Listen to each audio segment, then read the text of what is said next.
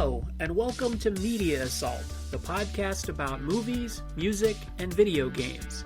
Visit us online at mediaassault.com or on Twitter at mediaassault.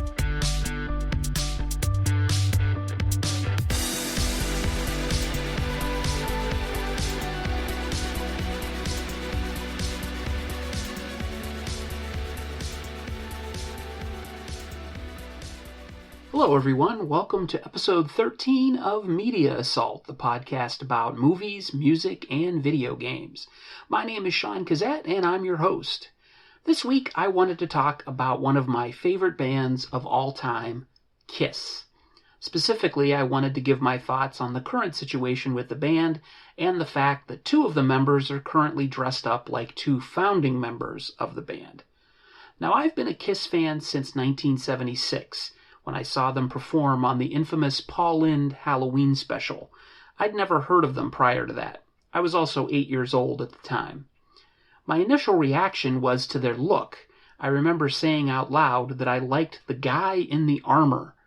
I was of course referring to bass player Gene Simmons, who was sporting the Destroyer rock and roll over costume of the time. Simmons was the Demon, wearing not only armor, but bat wings, platform boots with dragon faces, and flicking his tongue out. Paul Stanley, the rhythm guitarist, was the Star Child and wore star makeup on his right eye and wore a sparkly outfit.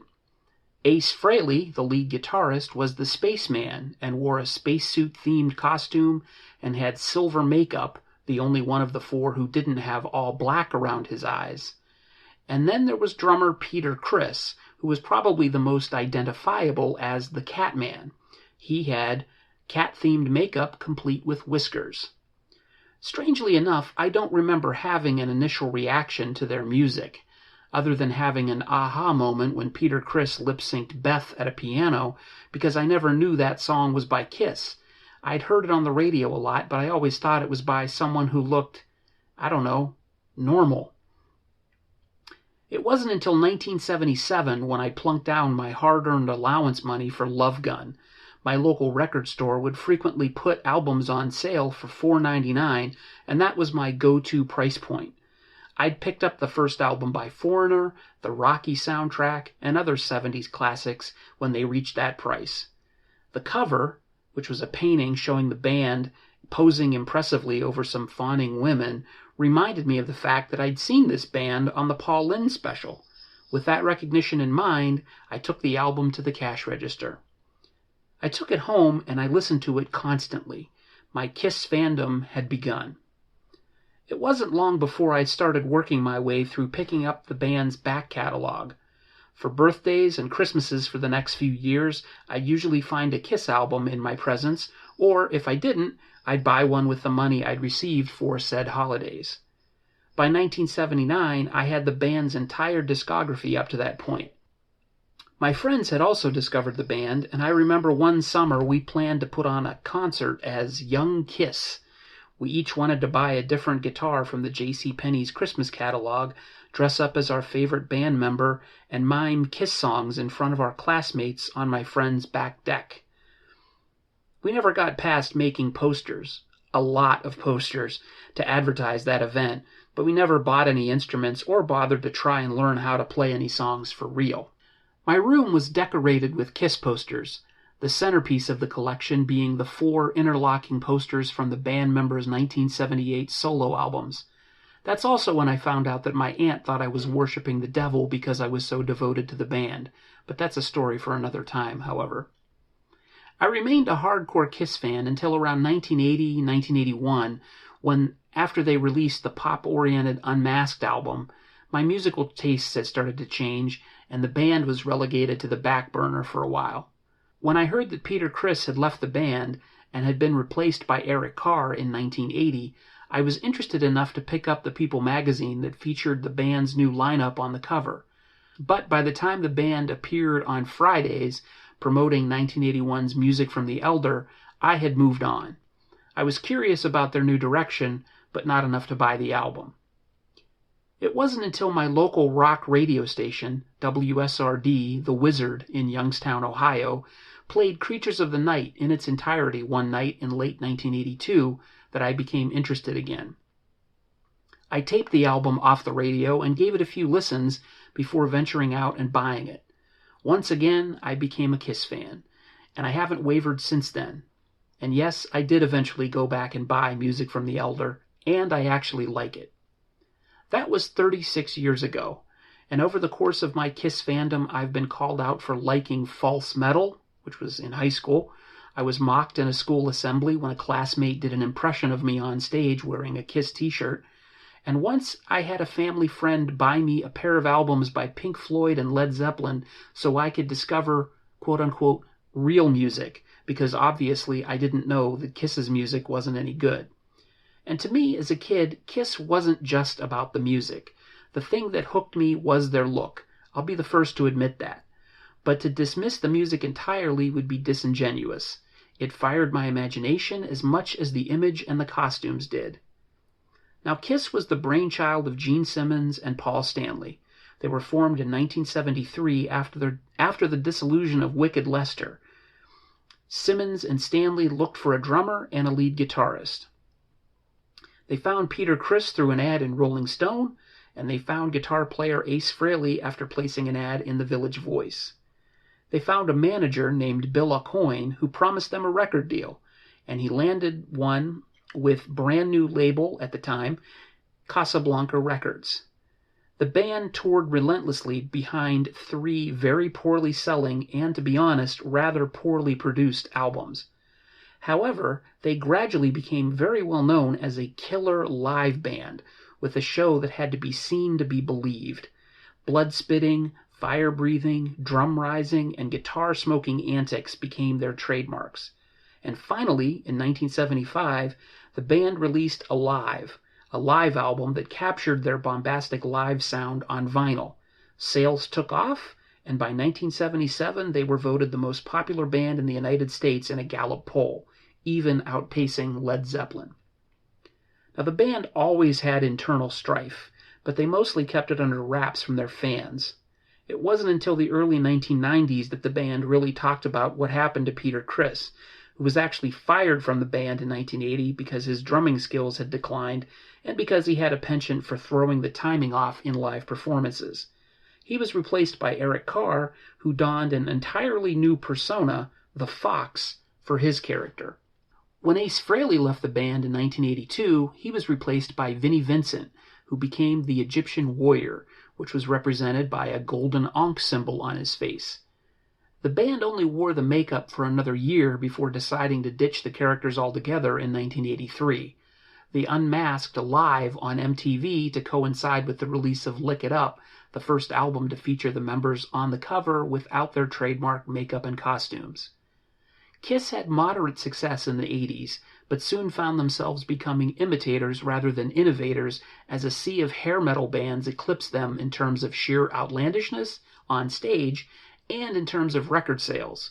Struggling to play catch-up, Kiss started to emulate bands like Bon Jovi and Def Leppard by incorporating keyboards into their sound. And although Kiss remained successful, they never regained the popularity that they had in the 1970s. After a period of instability in the lead guitarist department, they finally found a solid replacement in Bruce Kulick, who remained with the band until 1996. Eric Carr sadly passed away in 1991 from heart cancer, and his replacement was Eric Singer, a veteran of the 1980s hard rock scene who had played with Black Sabbath, Lita Ford, Alice Cooper, and Gary Moore, among others. With Kulick and Singer in the band, Kiss soldiered on until they performed on an episode of MTV's Unplugged in 1995. And that episode featured a brief reunion with Peter Criss and Ace Frehley. Fan reaction prompted the band to think about doing a full-fledged reunion tour, and so they did in 1996. And it wasn't just Peter and Ace that came back. It was the makeup and a return to a Love Gun-era set design, and the costumes. The original arrangements of the songs came back too. In the 80s, Kiss frequently played their older material at a faster speed. And just like that, Kiss had the most successful concert tour of 1996. And just like that, Kiss's internal strife returned. Slowly but surely. In 1998, the band released an album called Psycho Circus that was initially reported to be recorded by the original band members. Eventually, though, it was revealed that the actual band only played together on one song. A session drummer was used for the other tracks, and numerous guitar players were used, including Bruce Kulick and future guitarist Tommy Thayer. I saw the band on the subsequent tour for that album, and for the first time ever, I was disappointed by a Kiss show. They just seemed really tired, and they sounded off that night. In 2000, the band embarked on their much-publicized farewell tour. By 2001, Peter Criss's contract was not renewed, but the tour was scheduled to continue through Japan. Eric Singer was brought back into the band, and for the first time since 1997, when a drum tech took the stage to replace an ailing Peter Criss in Columbus, Georgia, someone else wore the Catman makeup behind the Kiss drum kit. Fans were initially surprised, but the fact that this was the farewell tour made it seem even stranger. Fans wanted to see the original 4 members one more time, not just 3 of the 4. Why not cancel the remaining shows? No, the band kept going. In February 2002, Kiss played the closing ceremonies of the Olympics in Salt Lake City, Utah. Gene, Paul, Ace, and Eric mimed their way through Rock and Roll All Night as ice skaters circled their moving stage. It was Ace's last performance with the band. In April of 2002, Kiss recorded a performance for the 50th anniversary of American Bandstand. Gene, Paul, Eric, and Tommy Thayer, now performing as the Spaceman, mimed a version of Detroit Rock City. And the band's current lineup was complete. Well, almost. In 2003, Eric Singer was replaced by Peter Criss for another year and another tour. The band played with Aerosmith on a co-headlining tour and a symphony show that was released as Kiss Symphony Alive 4. After that, Criss was out again, and Singer returned. And since 2004, Kiss has played live with Singer as the Catman and Thayer as the Spaceman. That's 14 years. It's the longest Kiss has had a stable lineup in their history. It also has been 18 years since the farewell tour, and yet the band is still touring and has recorded 2 albums with this lineup. So what gives? Well, of course, it's money. Peter and Ace coming back gave Paul and Gene their first taste of huge mainstream success in a long time. It also reopened old wounds and reintroduced the same problems that plagued the band in their first go-round. But Gene and Paul, as businessmen, knew that if they could ride the train as long as possible, they could reestablish Kiss as a brand. Once that was solidified, Kiss was again the Demon, the Star Child, the Catman, and the Spaceman. And with older fans now bringing their own children to see the band live, Kiss concerts became something that everyone needed to experience at least once. They were no longer a creative band making new albums every year and touring to keep their faces in the public eye. Now they were a nostalgia act, and as long as they played Rock and Roll All Night, spit blood, breathed fire, and so on and so forth, the crowd would go home happy after shelling out their hard-earned money. Kiss was now a show and the associated merchandise, not the music, not the members. The Kiss concert experience defined the band, and as long as Gene and Paul, who have been there from the beginning, are calling the shots, they don't care that the hardcore fans don't like that Eric Singer now plays in a more conservative way to replicate Peter Criss's style.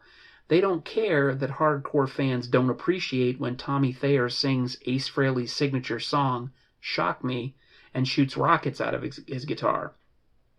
As long as Kiss can slap the iconic makeup personas of the Demon, Starchild, Catman, and Spaceman on a piece of merchandise, it's going to make them money. The casual fan doesn't want to see the Egyptian warrior or the fox on their Kiss merchandise. They don't want Tommy Thayer to play the Lizard Man or Eric Singer to be the Jaguar or whatever new personas could have been invented for them. Kiss is now synonymous with those original 4 characters. And personally, as a longtime Kiss fan, I would prefer that they just stop touring altogether. Gene Simmons is 68 years old. Paul Stanley is 66. Eric Singer is 60. Tommy Thayer is 57. Paul's voice is shot. Their shows have become pretty stale, and their set list is chiseled in stone unless they're playing to their devoted fans on their annual Kiss cruise. Then they wheel out the deep cuts for fans willing to pay thousands of dollars to take a trip with the band. And honestly, I get it. They're not playing for the hardcore fans anymore. They're playing for people who want to see the band for the first time just to say they saw them. Or they're playing for fans who can spend a lot of money for VIP meet and greets and first row seats for bragging rights. Somewhere in the middle are the parents who want their kids to experience the band that made them happy when they were kids, and paying quite a bit more now than they did then to make that happen. I don't have kids. I can't afford the VIP tickets or Kiss cruises. I walked out of a Kiss concert in August of 2014. The band was touring with Def Leppard, and frankly, Def Leppard wiped the floor with Kiss that night. Rather than listen to the band play yet another down-tuned version of Black Diamond to compensate for Paul's deteriorating vocal cords, I left to beat traffic. I vowed I was done spending money on Kiss concert tickets. Creatively, they're expired, and as age creeps up on them, inevitably, so will the band. It's just time for me to pull the plug on spending any more money on them. I never really got into the merchandise like some people. I don't have a huge collection of Kiss toys and trinkets. I have a few, but mostly I just had the CDs, the cassettes, and the vinyl. The music they've created in the past remains some of my favorite of all time, and I will always have the pleasant memories of listening to Rock and Roll Over while I opened my Christmas presents in 1978, of including Forever on a CD of favorite love songs that my wife and I gave away to guests at our wedding, of lip-syncing Rocket Ride with my high school friends, complete with guitars, sprayed-up hair, and bandanas for a theatrical video project, of meeting Ace Frehley, Bruce Kulick, and Eric Singer in person, all separately, over the course of the years, and never paying exorbitant prices for the privilege of doing so in any of those cases. And of course, enjoying the band live for 11 of the 13 times I saw them live. But Kiss, as a continuing creative force, I think, is done. They've bandied about the idea of a new album, but even if they do record one, they'll probably play one song from it live in concert for a little while, and then they'll go back to playing the same 12 songs they always play live. It's rumored that Kiss is planning their biggest tour ever next year in 2019, and I'm sure they'll tout it as such, and it will differ very little from the last tour, except that the VIP prices will be higher and the front row seats will be more expensive. And I'll stay at home, listen to Alive 2, and enjoy my memories of the band. They're worth more to me than seeing a once great band plod through the same set list they've played for the last decade. Well, that's it for this week's Media Assault. I hope you like what you heard, and I look forward to having you as a regular listener. Feel free to drop me an email at sean@media-assault.com. You can also reach me on Twitter at Media Assault. That's one word. Media Assault is available on Apple Podcasts, Spotify, Google Play, and Stitcher, and is hosted on Buzzsprout. Thanks again for listening. Take it easy.